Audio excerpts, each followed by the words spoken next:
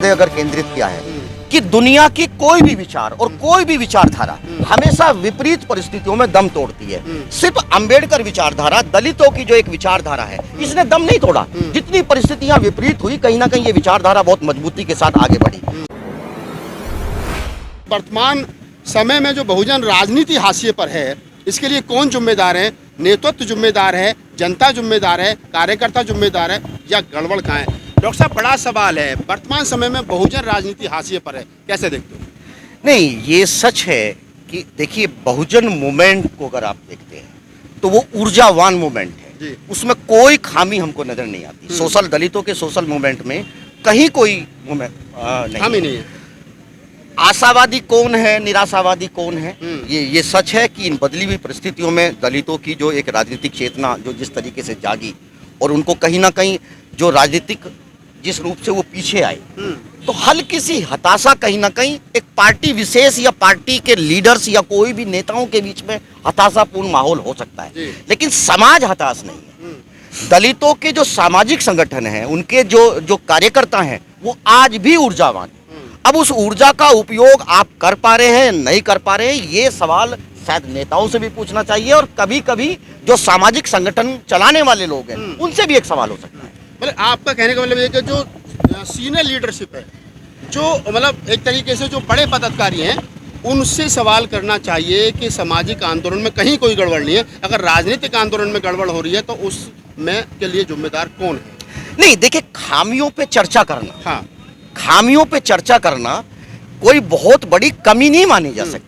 हम अंबेडकरवादी लोग हैं, हम अपने आप को बुद्ध की बात करते हैं, हम तमाम सामाजिक संगठनों की बात करते हैं, हम दूसरों की खामियों को गिनवा करके, कहीं ना हमने व्यवस्था के खिलाफ हमने उनकी खामियां गिनाई। जब हम दूसरों की खामियां निकाल करके दलित मूवमेंट इतना आगे बढ़ता है, तो अगर कोई सवाल अपने ऊपर आता है, उस सवाल का हल जानना चाहिए, निश्चित रूप से जानना चाहिए। आपको नहीं लगता कि वर्तमान में जो बहुजन नेता हैं, चाहे मैं मायावती जी की बात करूं, चाहे मैं अखिलेश यादव की बात करूं, तेजस्वी यादव की बात करूं, जयंत चौधरी की बात करूं, तमाम जो बहुजन नेता हैं वो बात करने के लिए तैयार नहीं है। देखिए, बहुजन लीडर कौन है, हाँ, ये भी एक सवाल है। हाँ। अभी देखिए, मैंने जितना इस दलित मूवमेंट को देखा है कि दलितों के जहां संगठन बनते हैं, कोई भी दलित व्यक्ति अगर संगठन बनाता है तो उसमें SC, ST, OBC, माइनॉरिटी, ये सब चीजें होंगी। लेकिन अभी भारत में ऐसा कोई मुझे माहौल दिखाई नहीं दिया कि किसी OBC लीडर ने संगठन बनाया हो और उसमें कहीं ना कहीं OBC के साथ SC भी जोड़ा हो, माइनॉरिटी जोड़ा हो, या ये सवाल है। दूसरी बात, मेरा मानना ही है, देखिए, लीडर्स क्या करते हैं ये इसका सवाल नहीं है, लेकिन लीडर से देखिए, कोई भी व्यक्ति समाज से ऊपर नहीं हो सकता। समाज से ऊपर कोई लीडर नहीं हो सकता, और समाज की जो मनोस्थिति है, अगर लीडर समाज की मनोस्थिति नहीं जानेगा तो आप समाज को लीड नहीं कर सकते। समाज क्या चाहता है, लीडर्स को ये जानना ही पड़ेगा। ये आज नहीं जानेंगे, ये आपको कल जानना पड़ेगा। देखिए, मुझे जो नजर आता है, दलितों के तमाम जो समस्या हैं, जो भी उनका हल है, उसमें 3 तरह की हमको चीजें दिखाई देती हैं। एक दलितों का सामाजिक मूवमेंट, एक दलितों का राजनीतिक मूवमेंट, एक दलितों का धार्मिक मूवमेंट।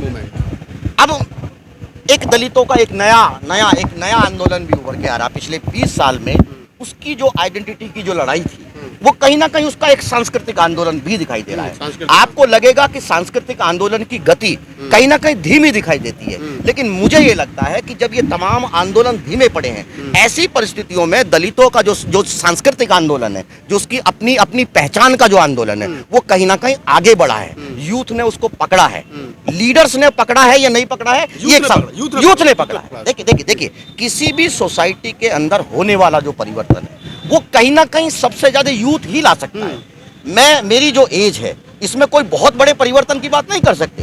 18 साल का बच्चा एक नई सोच के साथ पैदा होता है, और जो 18 साल का जो यूथ है, वो ठीक है, एक दलित के घर में पैदा होता है, लेकिन साथ साथ नए आधुनिक टेक्नोलॉजी के साथ पैदा होता है, सोशल मीडिया के साथ पैदा होता है, मेन मीडिया के साथ होता है।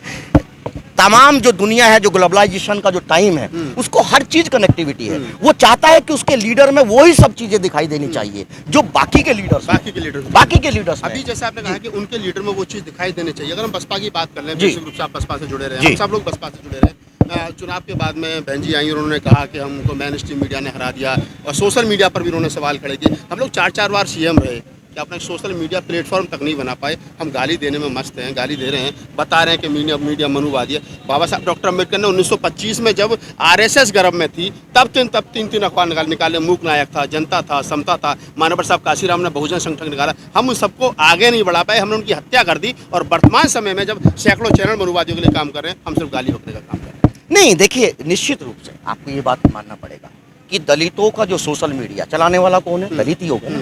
और निश्चित रूप से उनके पास साधन भी सीमित है। वो अपने संसाधनों, जो उसके परिवार का पैसा है, उस पैसे को लेकर के कहीं ना कहीं वो जगह जगह जा रहा है ना। उसके ऊपर कहीं से पैसा नहीं मिल रहा। एक बात मैं जरूर कहूंगा, ये मेरा अपना व्यक्तिगत मानना है, टोटल मीडिया को, चाहे वो प्रिंट मीडिया हो, चाहे वो इलेक्ट्रॉनिक्स मीडिया हो, चाहे वो सोशल मीडिया हो, सिर्फ मीडिया के आधार पर आप राजनीति नहीं कर सकते। ये सच है। चाहे वो सोशल मीडिया हो, मेन मीडिया, सिर्फ राजनीति में मीडिया के आधार पर नहीं हो सकती। मीडिया को आप देखिए, मसाले से सब्जी नहीं बना सकते।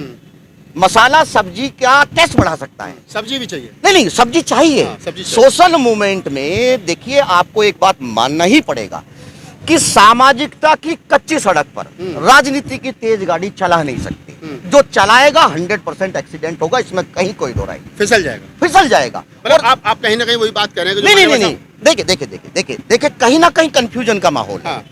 दिमाग में राजनीति और जबान पे सोशल सर्विस, ऐसी सोशल सर्विस भी नहीं हो सकती। ऐसे मतलब जैसे मानवर साहब काशीराम कहते थे कि अगर बहुजन समाज को लंबे समय तक राजनीति करनी है तो हमारे को सामाजिक आंदोलन की जड़ मजबूत रखनी पड़ेगी। निश्चित। तो आपको लगता है कि पिछले दिनों सामाजिक जो आंदोलन की जड़ें वो कमजोर हुई है, तब हम राजनीति में फिसले हैं? नहीं, देखिए, सामाजिक मूवमेंट कमजोर नहीं हुआ। मुझे भारत में और तमाम दुनिया का जो ध्यान जो है, अगर दलित मूवमेंट ने सबसे ज्यादा अगर केंद्रित किया है कि दुनिया की कोई भी विचार और कोई भी विचारधारा हमेशा विपरीत परिस्थितियों में दम तोड़ती है। सिर्फ अंबेडकर विचारधारा, दलितों की जो एक विचारधारा है, इसने दम नहीं तोड़ा। जितनी परिस्थितियां विपरीत हुई, कहीं ना कहीं ये विचारधारा बहुत मजबूती के साथ आगे बढ़ी। उसके पीछे बहुत सारे कारण हैं। मेरा मानना यह है कि इस विचार को लोगों को छोड़ना नहीं चाहिए। सोशल मूवमेंट से नहीं डरेंगे। एक बात मैं आपको और कह दूं, मैं फिर ये कह रहा हूं कि जबान पे सोशल सर्विस, दिमाग में राजनीति, ये भी गलत है। और जबान पे राजनीति और दिमाग में सोशल सर्विस, ये भी गलत है। दोनों मूवमेंट अलग है। सामाजिक मूवमेंट कहीं ना कहीं राजनीतिक आंदोलन को दशा और दिशा देता है, मजबूती देता है। ये उन लीडर्स को भी पता करना पड़ेगा। और देखिए, एक चीज मैं आपको बता दूं कि मान्यवर काशीराम जी ने कहा, तमाम दलित मूवमेंट में ये कहा कि राजनीति जो है वो सत्ता की चाबी है ना। मेरा मानना भी ऐसा ही है कि कहीं ना कहीं राजनीति सत्ता की चाबी है। लेकिन अगर ताला लोहे का हो और चाबी लकड़ी की हो, तो लकड़ी की चाबी कभी भी लोहे के ताले को खोल नहीं सकती। ताले के अंदर अगर ताला आपको मजबूत चाबी से खोलना है, तो निश्चित रूप से आपके पास उस मेटल की बनी हुई चाबी होनी चाहिए जिस मेटल से कहीं ना कहीं ताला बना है। सोशल मूवमेंट को जो नकारेगा, वो कहीं ना कहीं आप राजनीतिक रूप से, आप सामाजिक रूप से, आप आर्थिक रूप से कमजोर हो जाएंगे। और एक बात और बता दूं मैं आपको, ये दलितों के सामाजिक लीडर्स को भी पता होना चाहिए, दलितों के पॉलिटिकल लीडर्स को भी पता होना चाहिए कि दलित को कोई स्वीकार नहीं करता। एक ताकतवर दलित को ही सब लोग स्वीकार करते हैं। अगर वो राजनीतिक रूप से ताकतवर होगा, उसे तमाम लोग स्वीकार करेंगे। अगर वो सामाजिक रूप से ताकतवर होगा, उसको तब लोग स्वीकार करेंगे। और ये बात मैं इसलिए भी कह रहा हूं कि देखिए, जो जातियां दलितों के सामाजिक मूवमेंट में रोज गालियां खाती है, दलितों का जब पॉलिटिकल मूवमेंट अपने पूरे के पूरी ताकत में आता है, तो कहीं ना कहीं वही सम्मान पाती है।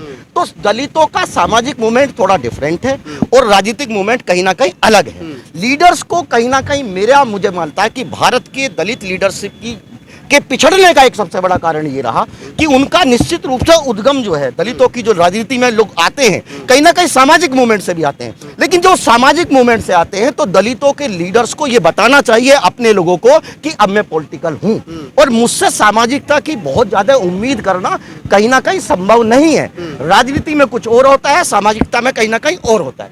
दलितों का जो सोशल मूवमेंट है, एक चीज मैं आपको बताता हूं, अभी जो खामियां, अभी बातें हो रही थी कि दलितों के तमाम जो सामाजिक मूवमेंट, इतना सारा सामाजिक मूवमेंट है और इतने सारे सामाजिक संगठन है। हर गली के अंदर एक संगठन खड़ा है, हर गली के अंदर कहीं ना कहीं एक अध्यक्ष बैठा है, एक उपाध्यक्ष बैठा है। इतने संगठन होने के बावजूद भी अगर आज दलित भयभीत है, तो ये सवाल रहेगा ना। मेरा मानना यह है, ये बात मैं फिर भी कहूंगा कि कहीं ना कहीं दलित मूवमेंट की ये खामियां है कि एक संगठन का आदमी दूसरे संगठन में नहीं जाता। उसको लगता है कि झंडा भी मेरा रहेगा, बैनर भी मेरा रहेगा, अध्यक्ष में मैं बनूंगा, उपाध्यक्ष में मैं बनूंगा, कहीं ना कहीं हल्का पुल्का बोले कि चंदा तो कोई बहुत ज्यादा दलितों के संगठन में होता नहीं है, तो चंदे की लड़ाई तो है नहीं। कुछ लोग उसे कहते हैं कि भाई चंदे की लड़ाई है, बेसिकली ये चंदे की लड़ाई नहीं है। एक चीज मैं जरूर कहूंगा कि देखिए, समाज से ही हम रोज सीखते हैं, समाज ही हमको रोज सिखाता है। 2 अप्रैल का मूवमेंट दलितों के लिए एक सबसे बड़ा सबक है।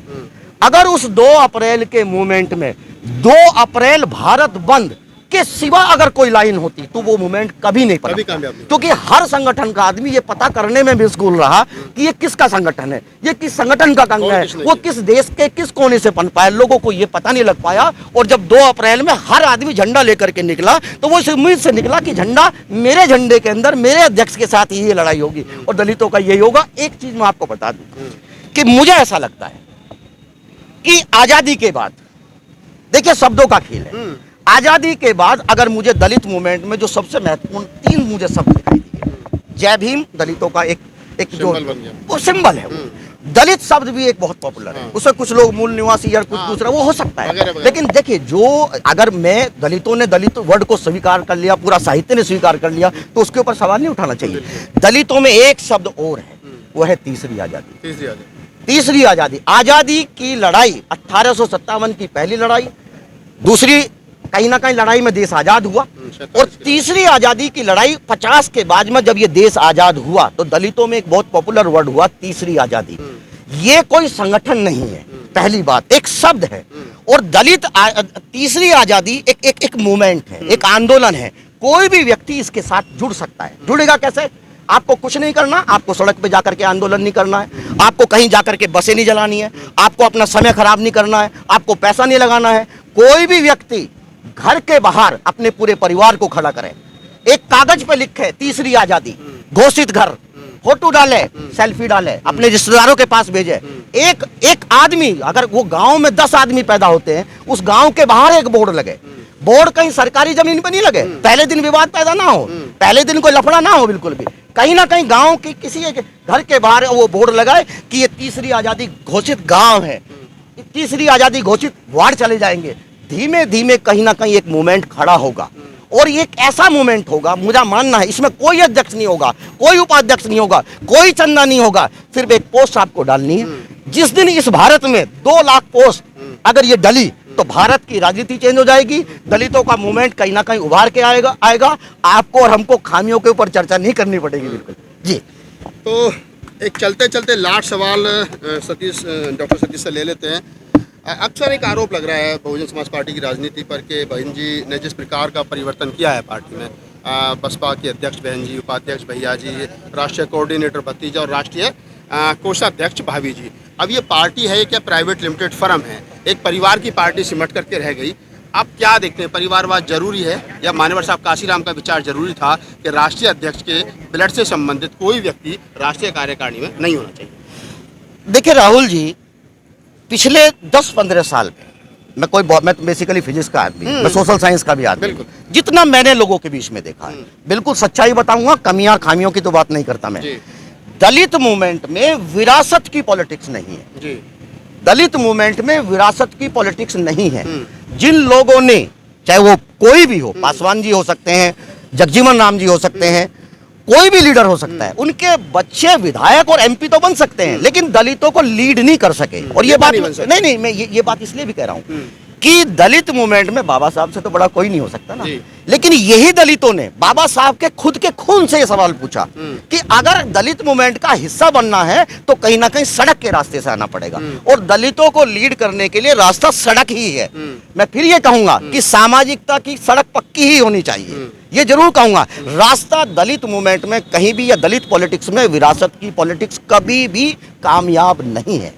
निश्चित रूप से वहां कोई भी व्यक्ति आएगा, निश्चित रूप से जितना आशावादी आंदोलन मुझे नजर आता है, वहां फिर काशीराम जी पैदा होंगे, बाबा साहब जैसे कोई ना कोई अनुयायी होंगे। गरीब के घर में पैदा हो सकता है, अमीर के घर में पैदा हो सकता है, लेकिन होंगे जरूर। जितना आशावादी